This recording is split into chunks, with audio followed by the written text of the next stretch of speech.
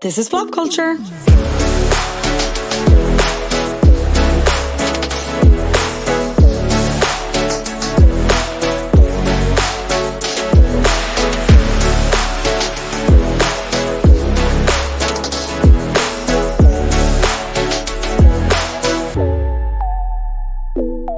Hello, you are indeed listening to Flop Culture once again, a podcast where we mainly talk about flops, but we also talk about bops, hot goss, pop culture at large, everything in between. I'm your host, Fionnuala J. Thank you so much for listening to last week's episode on Colin Farrell with Dave Henry and all the nice feedback. I'm glad people enjoyed it and nobody wanted to break my legs after. I was very, very concerned about that. We've got a complete gear change this week in terms of flops. But before that, some news. Molly-Mae Hague had her baby. Congratulations, herself and Tommy Fury are parents. They did not name the child Cirrus. Cumulus. Nephili was also suggested at one point. Not Scammell. The child's name is indeed Bambi. Bambi Fury? Bambi Hague Fury? Unclear, but they're delighted, absolutely thrilled with life. Loads of pictures online. She had previously said that this was a child's name that she loved since she was very young, and she didn't know anyone else who had the name, and it was very unusual, hence everyone guessing cloud-related names because she was using lots of cloud emojis. And when she shared the photo of the nursery, there's like these clouds over the baby. But you know what? I'm just going to say it. I like Bambi. I think Bambi works. And you know what? If they're going by Bambi Fury, I think that works better because it sounds like, as many people have pointed out online, it sounds like if Michael Bay directed a Bambi sequel, which I would love to see. Make that happen, please. Congratulations to them. What a buzz. What a thrill. Okay, without further ado, let's get back to the business. The business of flops. Look, you've seen the title. You know what you're listening to. You're ready to argue that this flop actually isn't a flop at all.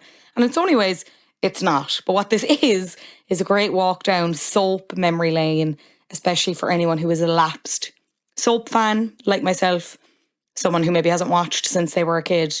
This focuses on one of the most significant soap baddies of all time, perhaps, with a great guest. So funny. You're going to love it. Here it is. We are, of course, talking about Coronation Street's Richard Hillman with FM 104's Graham O'Toole. Hope you enjoy. Graham O'Toole, what an absolute pleasure to have you on Flop Culture. How are you doing?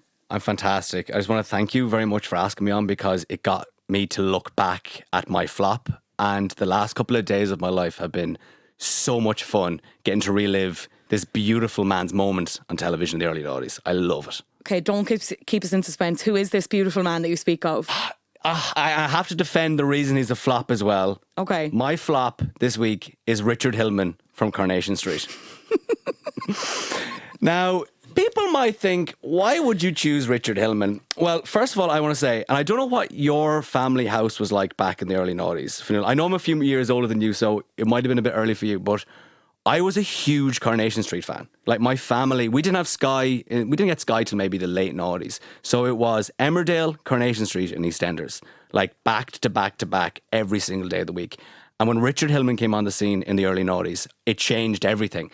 Now you're thinking, okay, it sounds like you like Richard Hillman. And when I was researching it, I was thinking, God, he did win a lot of awards and it was like one of the highest rated TV episodes of all time. Surely he's a success, not a flop. And you would be right. However, retrospectively looking back at the acting and the storylines and the way the stories unfolded, that is why I'm saying he's a flop. I still love Richard Hillman and everything about the character. But if you look back in today's world when we're used to like, Breaking Bad, The Wire, Sopranos, all these big TV shows. I understand I'm talking about a soap here in the UK, but the acting is so atrocious that it is fantastic.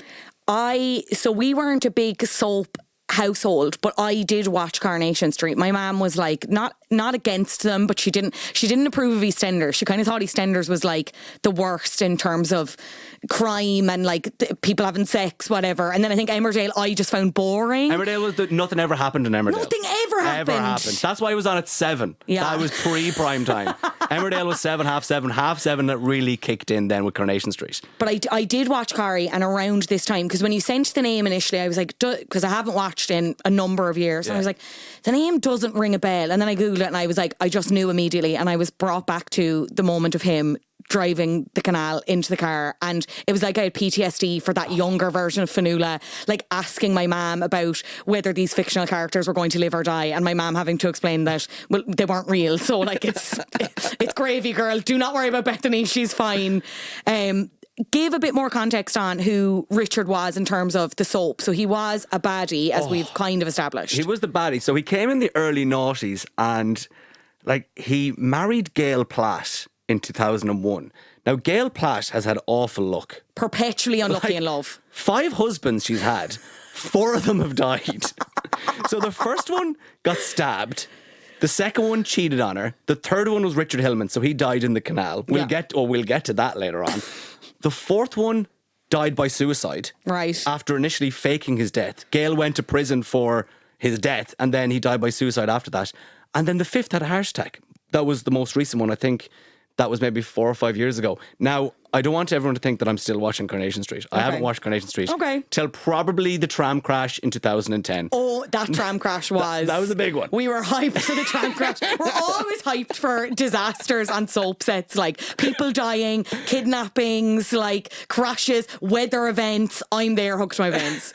But Richard Hillman, for me, was just the character of Soapland of eternity. I know you've got your Ken Barlows, you've got your Kevin Websters, but for me, Richard Hillman. Because initially when you asked me to come on the podcast, I was like, yeah, like I watch that canal scene so many times. Like it's just so badly acted, and there's so many flaws and wrong things in that scene. And then I went back and read more about him, and I looked at other scenes and other murders that he did. And there's just such bad acting and everything, but it's all so brilliant. So I think he had 1, 2, 3, 4. There was 4 deaths in total, 3 that he murdered.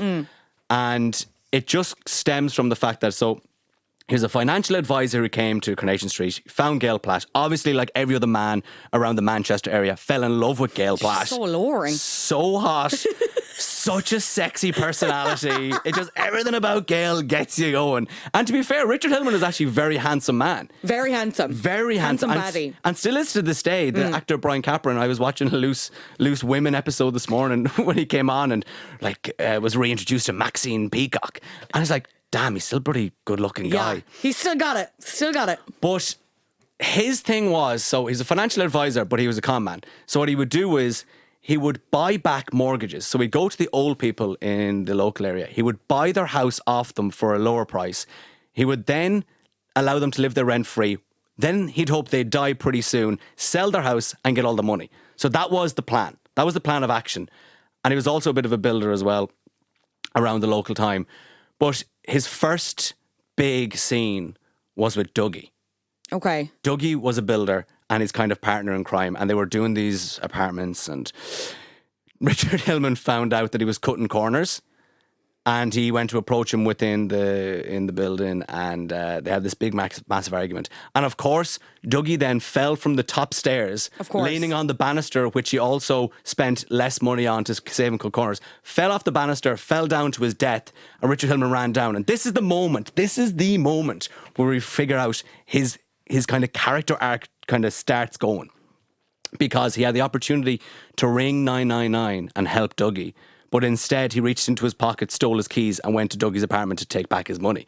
And I was like, this is it. This is the moment where everything changes for Richard Hillman, because instead of saving Dougie, the man who has conned him out of thousands of pounds, he goes to his house and he steals his safe. But my favourite part of this, and it's when the acting is so bad, so he breaks into his apartment and the alarm goes off. Mm-hmm. And you might start panicking. Richard Hillman goes, well, what am I going to do here? Like, the alarm is going off. He looks at the table in front of him where there's loads of trophies. I don't know what they're for. He picks up the trophy.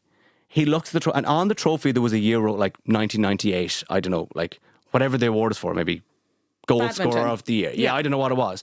He picks up the trophy. He looks at the trophy, sees 1998, turns around to the security code, types in 1998, and the alarm goes off. Of course. And I was like, of course, got it in one. This is just perfection. This is perfection of acting and story writing. And I go, and that was the moment I go, boom, this is how I can say that he's a flop, because the acting and the writing behind it was so cheesy back in the early noughties.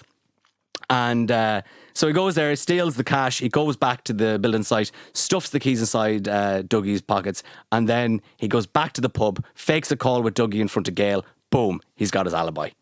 I go, it's perfect. But from then on, then it starts getting a little bit sketchy, because then he starts losing money on these apartments where Dougie died, and then he needs to start killing off people to get all the money back. Yeah, because the whole thing was that they were building like a hostel or something to do with like homeless people. A homeless shelter was being built near the apartments. Yeah. So the property value was going down. Yeah. So as you said, he was like, right, I need a few more old people. Yeah. You know where there's loads of old people? Old Coronation Street, full of them. So this is also when his ex-wife Patricia comes back, just as he's about to marry Gail. Yes, because the whole thing was they were together. He wanted a family, but he ended up looking after his mum, who was unwell and elderly. And Patricia was like, fuck you, I can't be arsed with this. Like, I'm off to live my best hot girl summer, you know? And but then she comes back and is like, actually, I need a few bob, please. Yeah, so she's going back and she knows all about his dodgy dealings, and she meets him at where that building site is, where Dougie died. So back to the scene of the crime, and she's there arguing with Richard Hillman, saying, give me 25k and I'll leave you alone. And he basically doesn't have the money, obviously. And they get into this really weird kind of wrestling match around a hole. And it's kind of that tentative moment where you think, is she going to drop inside this hole that is dug for foundations, or is she going to survive it? And so they're doing this wrestling match. She falls in, but kind of grabs onto the edge.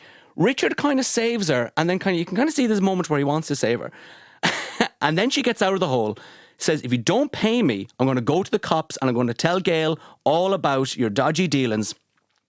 And he delivers one of his most iconic lines. I wrote it down because he's got a few of them in it. It's when the camera just zooms in on his face and he goes, that wouldn't be really clever, would it? And it was just the way he said it. Like, it's not a fantastic line. The lines get a lot better as we go on. But it was the way he said it and the way he delivered it was just so perfect. And then she spits in his face. And then it turns.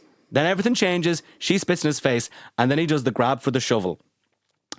And the next shot is just so perfect as well, where he holds up the shovel and there's like a 3-second pause where she does the dramatic look up going, oh my God, he's going to hit me with the shovel. He's looking down, reverse shot. Yeah, I'm going to hit you with a shovel. And then boom.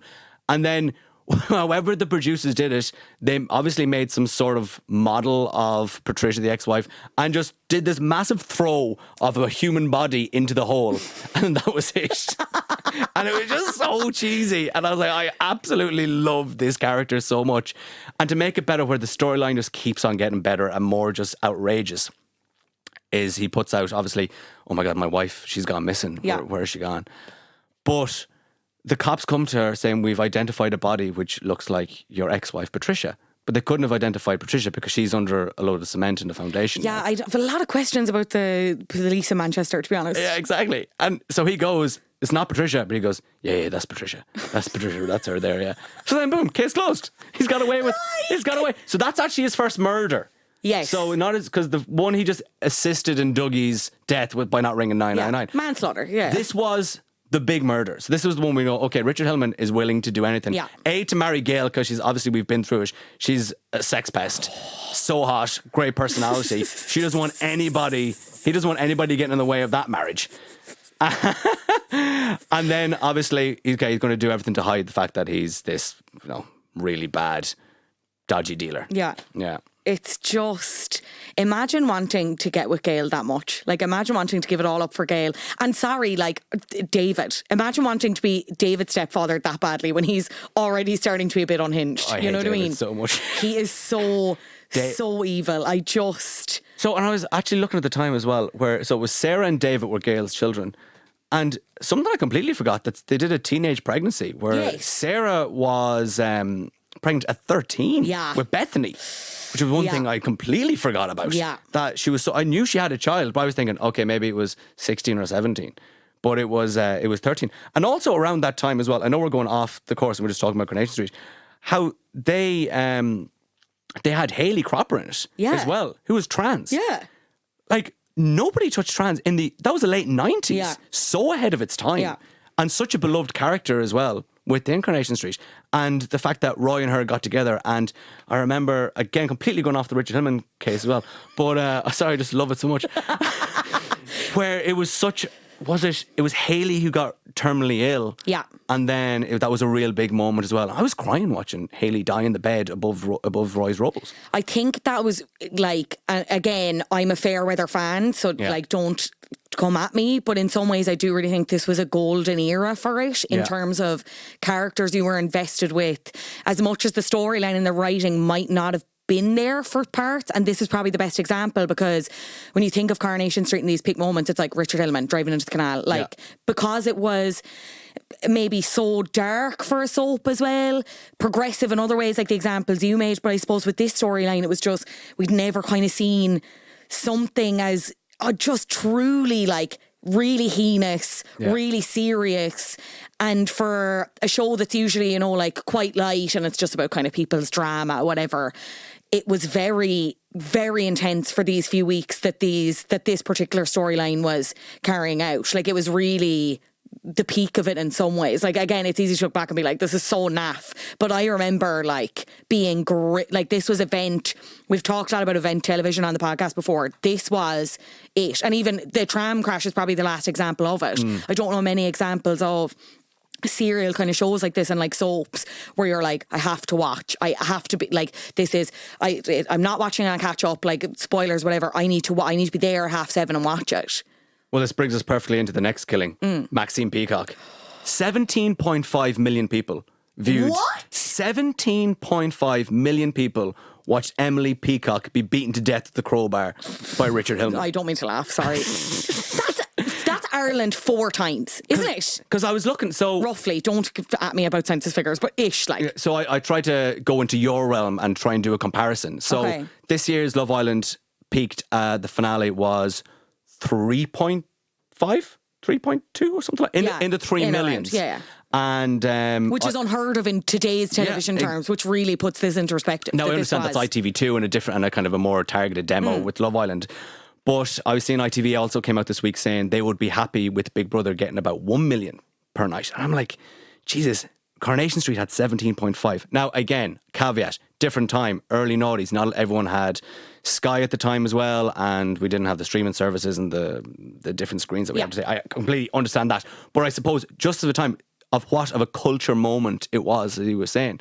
But I think this is one of my favourite deaths in the Richard Hillman one because of everything that surrounded it. So he did the mortgage buyback with Emily. So Emily Bishop, one of the older members of Coronation Street, one of the most beloved ones. Yeah. He already tried to spike her and kill her in a previous episode, but Norris was one of the only people on the street who was calling out Richard Hillman. And Richard the dick, can I swear? I can swear. Yeah. Richard the dick took Norris in a car, brought him to the scene of his 2 murders beforehand, well, murder and manslaughter, and threatened him. Poor Norris into kind of keeping quiet. But Norris all along, you'll find out near the end of it, he was like, I told you so, I told you so. Yeah. So Norris saved Emily the first time, and then he really needed money going into, I think, around 2002. So he's like, right, I got to kill Emily. So what he did was, he got Audrey, who is Gail, his wife's mother's medicine. So for some reason she was on some tranquilizers. I don't know why she was on tranquilizers, but anyway, she was. He got the tranquilizers from the medicine cabinet, then got his stepdaughter, so Sarah's boyfriend, tranquilized him. Because they were having scraps at this point, I think, and they were going through a rough patch. Stole his clothes, stole his jacket and his hat and his runners and his thing. When Adam's nodding, he remembers. Went across to Emily's house with the crowbar. Now, smacked this woman in her 70s with a crowbar over the head. She didn't die. All she got was a nosebleed from it. Okay, so sketchy bit number one, you'd think she would die. But the reason she was so she was in the Peacock's house because she was babysitting the Peacocks. There was a party happening in the Rovers' return. Obviously, that's the only place they can have a party. Maxine comes back unannounced, and then he delivers one of his next killer lines. He comes in, she comes in, sees him with the crowbar, sees Emily Bishop on the couch with the nosebleed from getting whacked over the head. And he's like, "You should have stayed at the party, Maxine." He delivers that line. Then you hear Maxine's child cry. Now Joshua starts crying upstairs. Yeah. Very convenient timing. Cries. However, did you notice when watching back, when she starts screaming and he gets hit with the crowbar, immediately stops crying? Yeah. No more crying from the baby. Yeah. Why did the baby stop crying? Like, surely the baby cries once, Maxine shouts, Richard hits her with the crowbar, then the baby stops crying. Doesn't add up. Maybe the baby was an accomplice. We haven't looked into this. I'm telling you, the baby wanted Emily Bishop's money as well. Conveniently, Emily Bishop wakes up from being hit in the head and she's concussion, so can't remember a thing. Convenient. Then Aidan goes to prison or gets arrested. But this is the start of the downfall. Yeah. This is the start of the downfall. He starts to unravel here. Oh. One of my favourite parts as well is at Maxine's funeral. Maxine's funeral, I think was it Ashley, her husband, or was it the father? Someone anyway was. It was someone was up there doing a talk. They broke down, and Gail, of course, nudges Richard to go up and finish the reading, and that's when Audrey starts seeing a little bit of like, there's something not right here. I forgot to also mention that he's trying to kill off Audrey during all of this, throughout the whole thing, because Audrey has shit ton of money.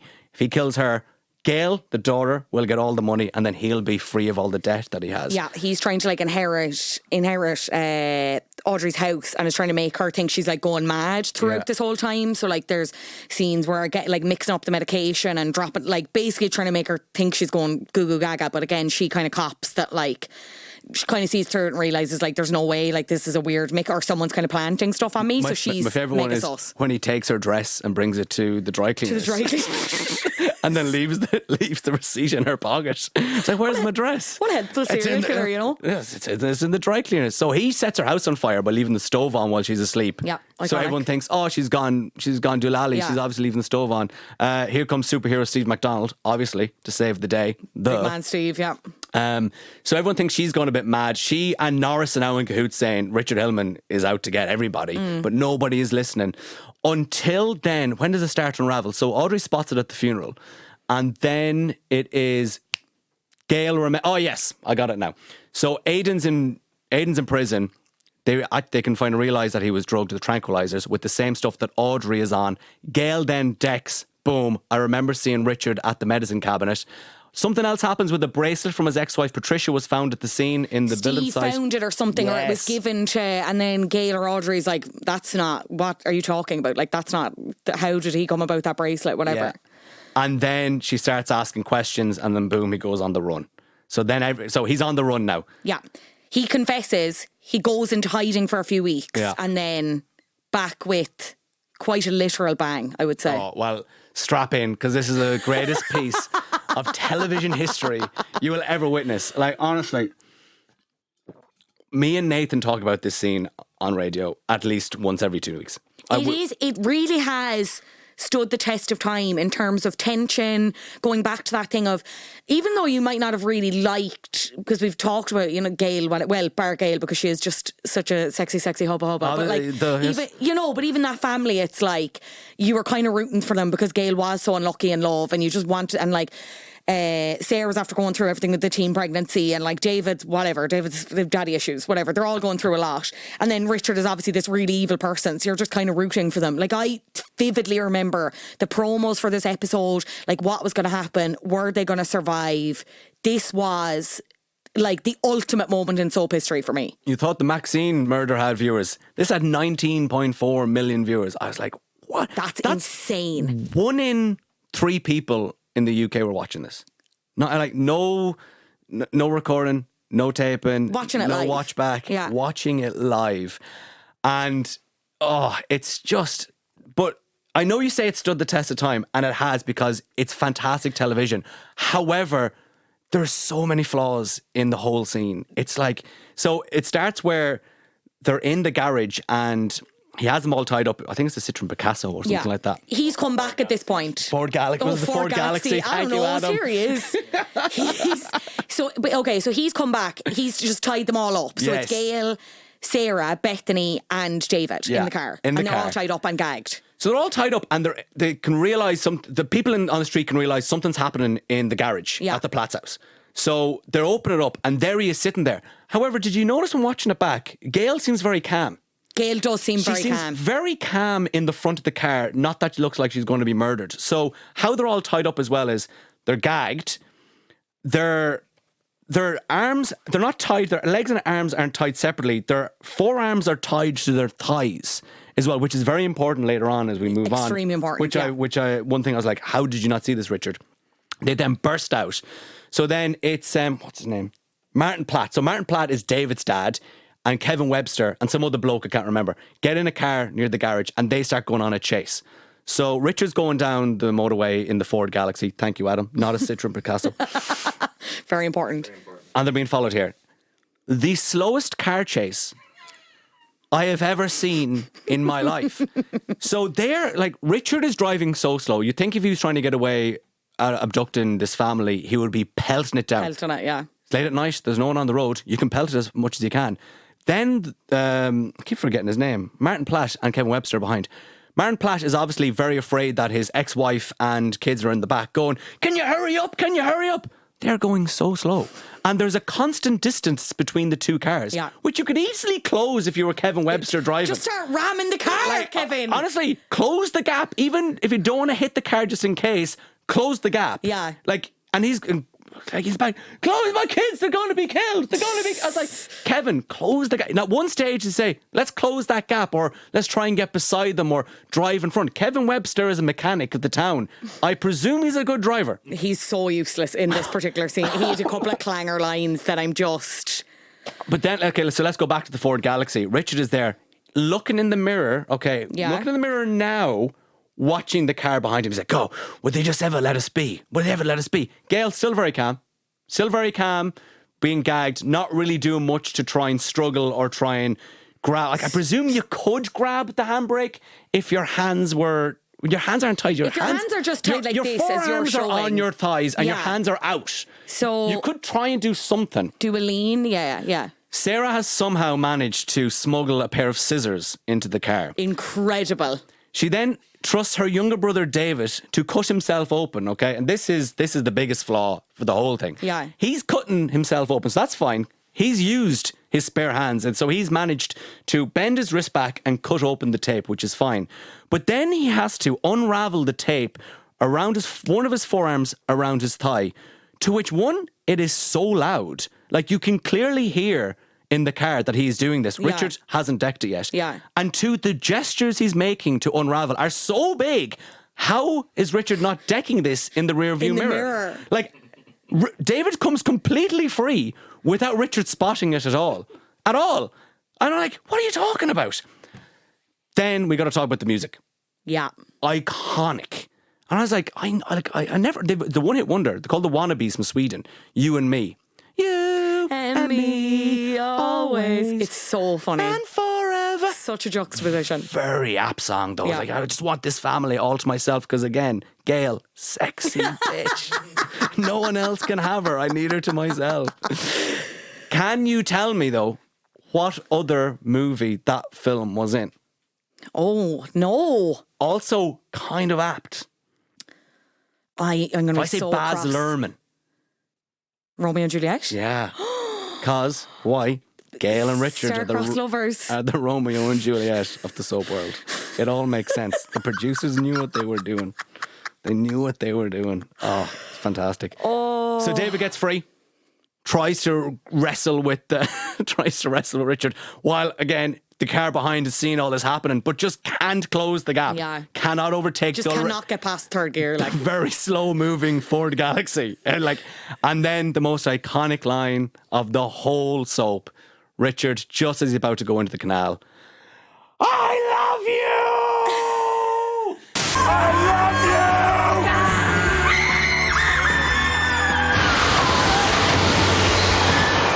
To which I say to my girlfriend a lot in that tone while I'm driving. which probably isn't the most, Not great. not the greatest thing to do. Not She's like, great. please will you stop doing the Richard Hillman, especially when we're in the car? And I go, sorry, Gail. I mean, Claire. I'm sorry. It was just David in the back trying to unravel. It was just distracting me while I drive. The greatest piece of television ever. The greatest scene. The greatest but worst scene I've ever seen in my life. Yeah, in hindsight, there are a lot of things where even when you talk about that initial struggle when David initially does get free and he's like trying to like kind of wrangle with Richard, like that's very sloppy. Yeah. Sloppy is the most perfect adjective used in describing all of the acting from Richard Hillman. It's perfect. But I tell you what, let's go back to Kevin Webster. What a useless prick. Because at one point, okay, so let's rewind. So they're at this point, they've discovered there's something going on in the garage. So they've pulled out whatever, and everyone in the street is like, whatever. And it's your man, the Platt ex-husband. What is his name again? Martin? Martin. How do I keep forgetting Martin's name? Martin Platt, the Martin Platt erasure, we will not stand for it. Him, Kevin, and that other fella whose name I'm not really concerned about, right? And they're standing around and they've decided they're going to go after them. And he turns to Kevin and he's like, where's your car? Can we take your car? And Kevin goes, Sally's taking it shopping. And it's like, for fuck's sake, Kevin! Sally Webster, another one of my least favourite characters from Coronation Street. Such a flop. I hate Sally Webster. If we could definitely, you could come on every season and just keep picking different characters and we could get into this, I think. I didn't realise how much material is in this. And then Norris goes into the pub then as well. Love Norris. This is his moment. And he's like just a full exposition on what's been happening and how he knew what was going to happen, whatever. And at one point, again, another character at the bar is like, did you take the registration? And it's like, we are so far past this. People are about to die. We need to intervene here. Forget about the fucking registration.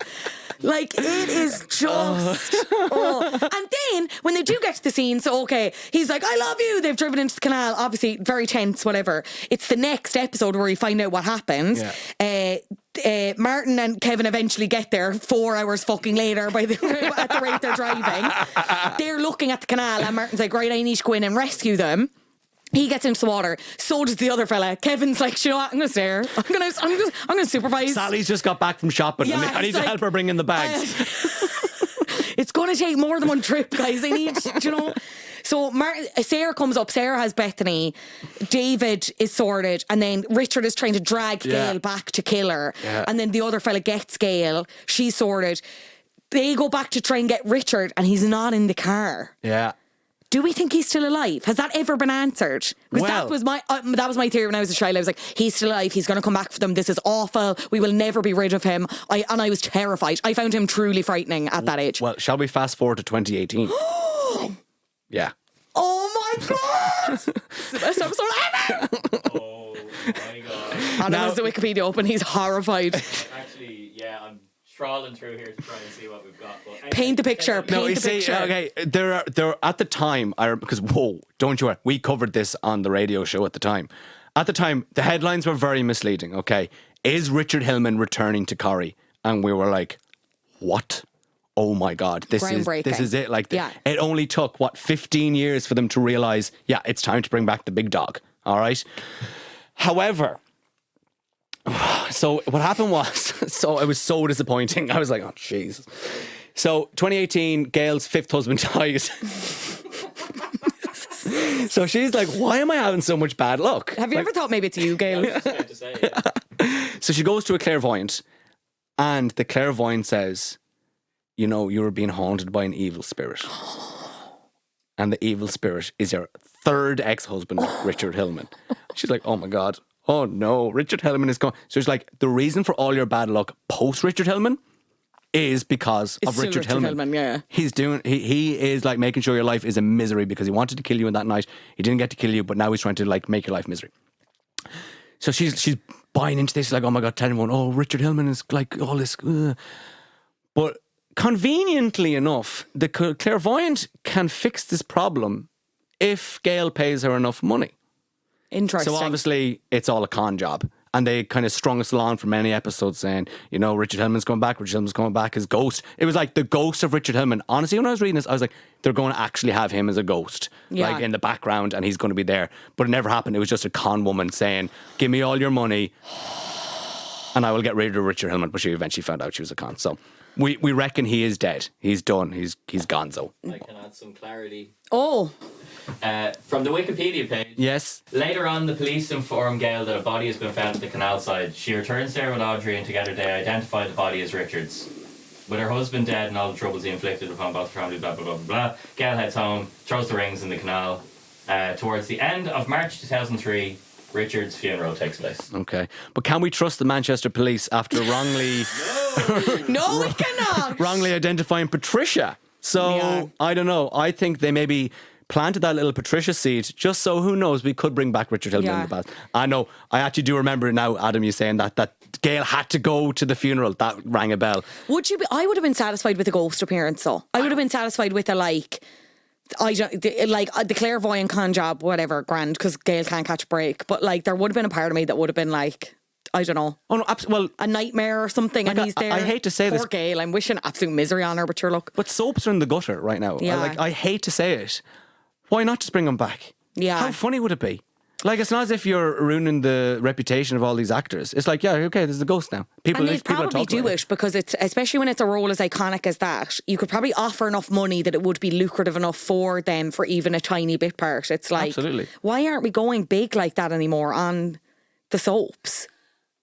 Like, it makes me sad how the soaps have got, but like, you understand as well, a 15-year-old is now not watching the soaps with their parents anymore. Yeah. It's just not doing it. So eventually, we saw what happened with Neighbours. Neighbours is done now. Yeah. And it's only going to be... I always forget that. Fuck, Yeah. that makes me sad. So it's only going to be a matter of time before, they eventually reduce the days and then boom. Like, I say this with love in my heart for Fair City as well, but like, who's watching Fair City? Anyone under 50? I will say, I had it on the other day and some fella fell through a building site and it was like there was water coming in on him. It was like he was going to drown and he had no... I flicked on that time as well. no signal on his phone. Yeah. That was... I quite enjoyed. I was like, this is tense. This is enjoyable. Yeah. Or do you remember that big kidnapping plot that went on for like weeks where nothing someone ever... in the box. Yeah, someone Yeah. in the box. Yeah. That was a bit iconic. But then I don't know if I'm just saying that because it's us and I'm like, oh, look at us. Look at us trying. No, I just don't think the storylines are there anymore. Like, when you look at the tram crash in 2010, can we think of anything big that used... I remember there was there might have been a helicopter crash in Emmerdale. Yes. There was some sort of big thing that happened in Emmerdale where there's a massive explosion. Like, I think, actually it was the 50th anniversary of Emmerdale this week, and they did...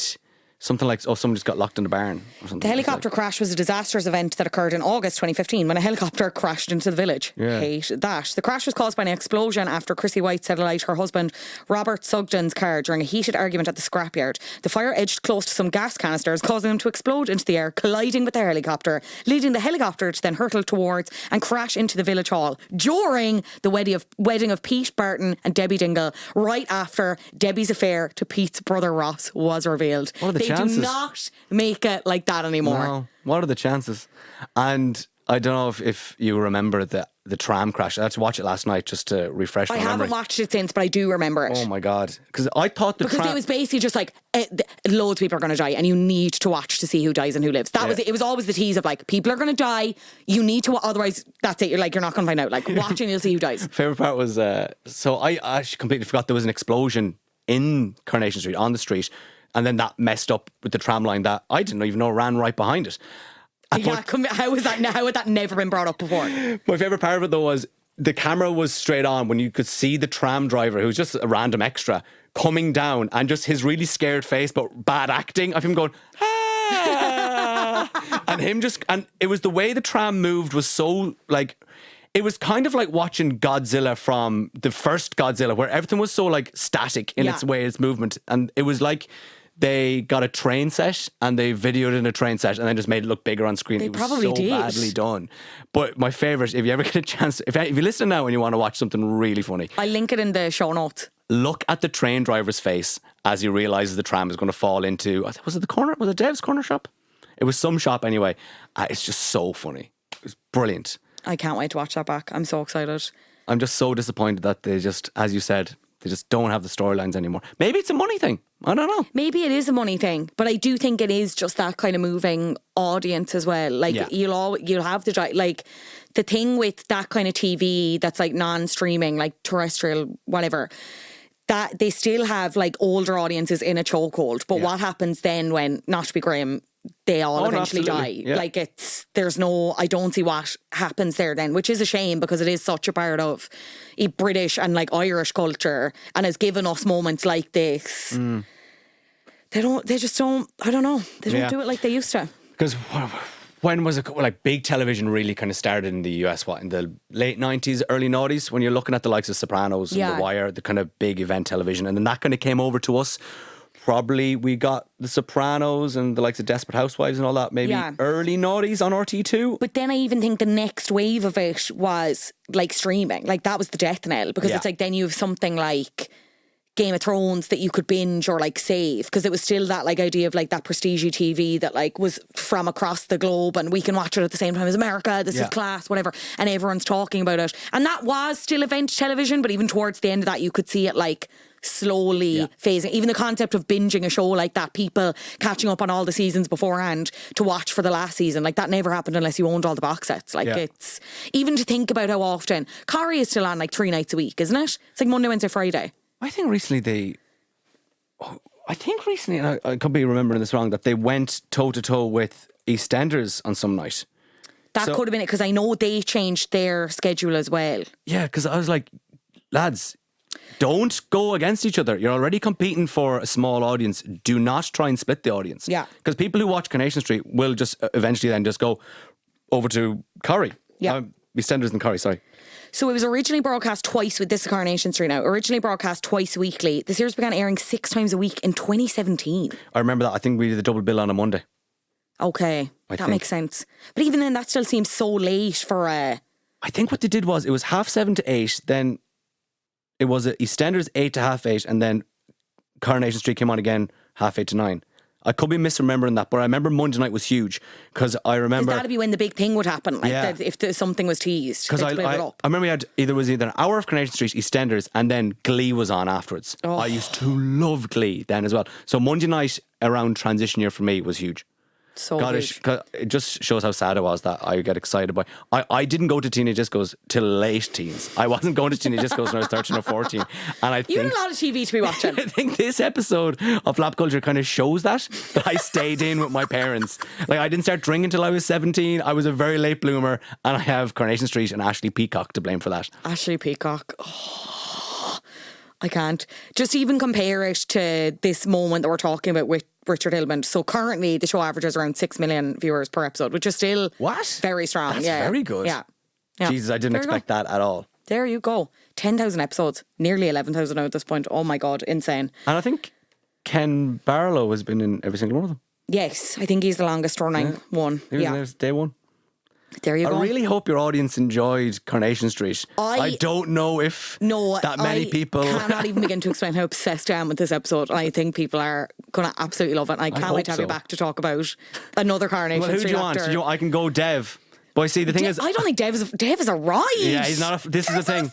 This is the thing. I really had to dig deep to find how I could frame Richard Hillman as a flop, just so I could talk about Richard Hillman. I take the loosest of connection. I just want to talk about things. You know, I'm like... the concept is pretty loose at this point. Like, it's to be fair, if you want to do a whole episode on Dev and Deirdre's affair, boom, I'm all over it. That was a bit of... Yeah, let's... Okay. Listen, I'll come back for season 7 of Flop Culture. Okay. Don't worry. Obsessed. Graham, it's been a pleasure. Where can people find out more about you? You're on the radio doing bits with your good friend Nathan, who I do also want to come in as well. I hope I haven't caused consternation between the two of you inviting you in, but he's next on my hit list. Well, so. I fear... that I fear it's too late. No, I fear that I've taken his flop. Oh no! Because I was talking to you about the other flop I was going to do, but there's just... Which I still think I don't want to say it on air, but you can come back and do that. Not enough footage. Okay. I was really trying to find footage, and that's why I panicked. And I was saying it to Nathan, and Nathan goes, "Man, why don't you just do Richard Hillman? You love Richard Hillman." And I go, "God, that is true." And he loves Richard Hillman too, so I do fear that I have taken his. I'll give him a bit of time to think. I'll give him a heads up that he's on the hit list in the future. Yeah. But yeah, if you want to listen to... actually, please listen to my radio show. Because if you want to. Please no, please. Because I will lose my job if you don't. So I'm now on FM 104, 104 Drive, Monday to Friday between 3 and 7 with my good old pal Nathan. We talk a lot about Richard Hillman. They sure do. Graham, I cannot stress enough. It's been such a pleasure. Thank you so much for joining me on Flap Culture.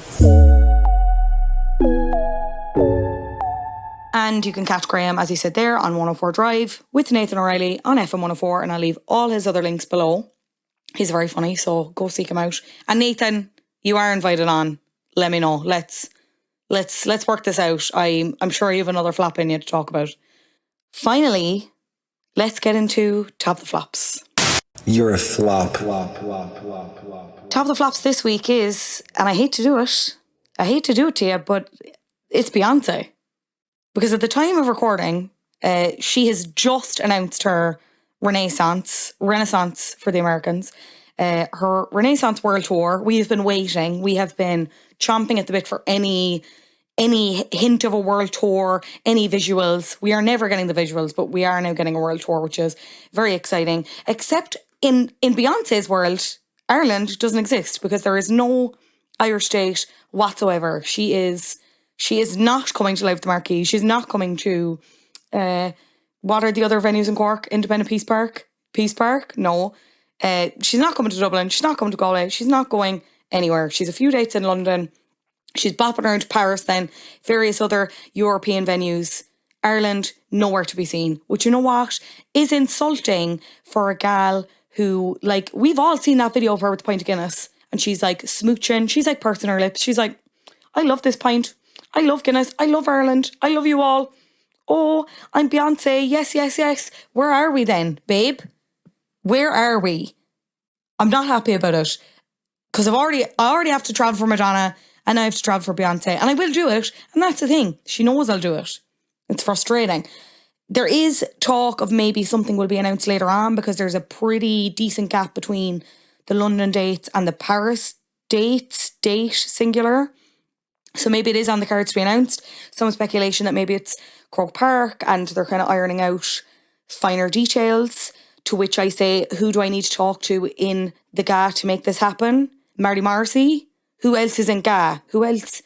Who do I need to talk to make this happen? Who is stalling things? Is it the Brogans? Who are they? Who else is in this sport? The O'Halpines? Do they still play? I don't know. Will I talk to them?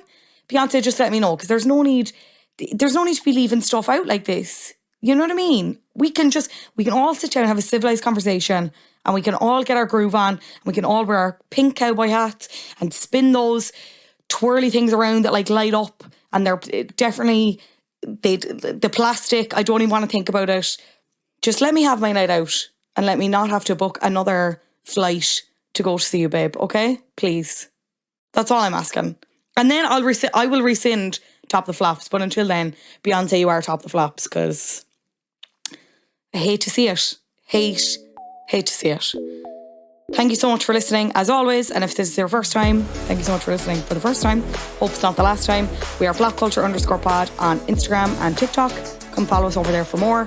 You can get in touch at helloflapculture@gmail.com. As always, rate the show 5 stars on Apple Podcasts to get a personalised bop or flop recommendation. You can also leave a 5-star review on Spotify. This podcast has been edited expertly by Adam Shanahan, and artwork is, as always, by Brian Lambert. I will see you next week for the next episode of Flap Culture. Bye!